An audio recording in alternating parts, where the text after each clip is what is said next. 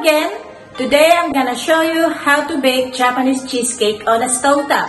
For the ingredients, we have butter, castor sugar, Philadelphia cheese, sea salt, lemon juice, cake flour,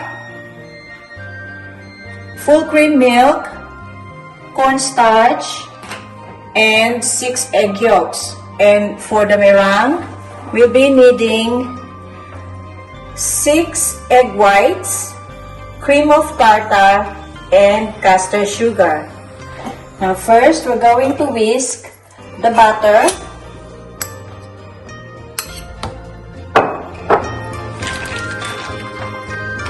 a whole cream cheese,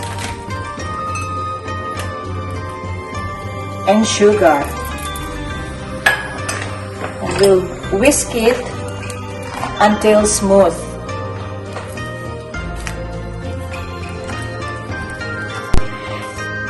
Now I have turned off the stove and our cheese is now smooth, so we're now going to add the full cream milk.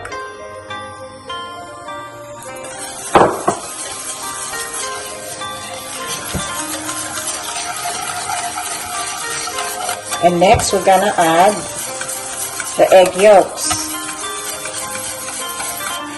So we'll just add it gradually, like 2 egg yolks at a time, and then mix it until you have consumed all the egg yolks. I will now add the lemon juice,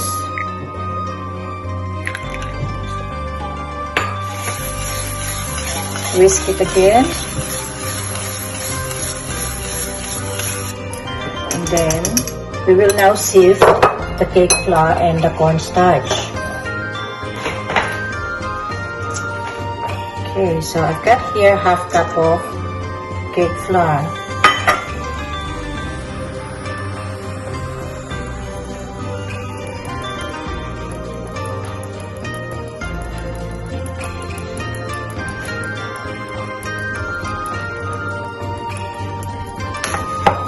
And this is about 2 tablespoons of cornstarch.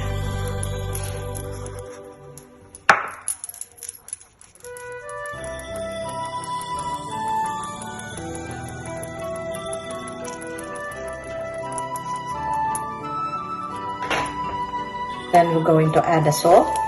This is about 1/4 teaspoon of the salt. And then we'll slowly mix it.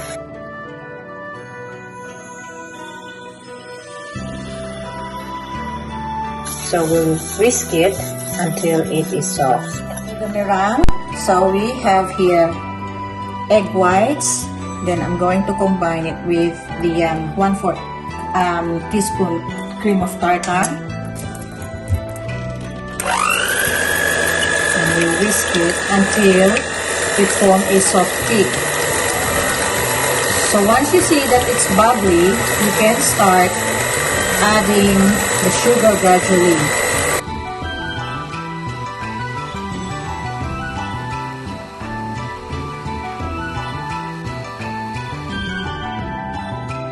Okay, so now our meringue is ready.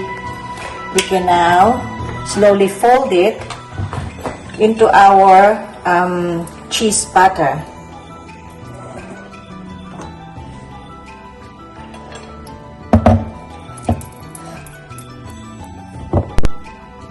Let's slowly fold this.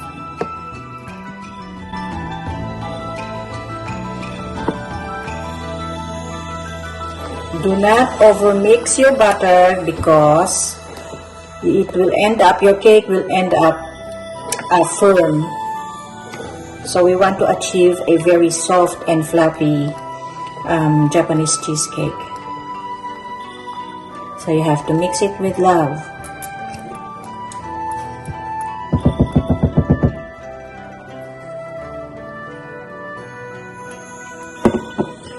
So our Japanese cheesecake batter is now ready. We're going to transfer it to 1.5 Saladmaster cooking system.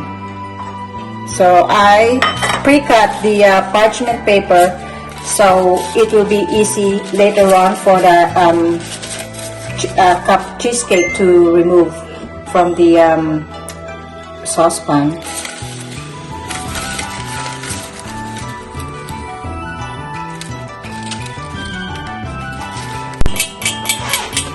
So I am using the 5-quart wok as a water bath.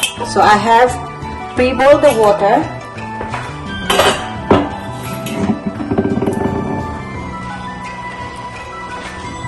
And I fill up the 5-quart wok with water just enough for our Saladmaster roaster to submerge, at least half of it.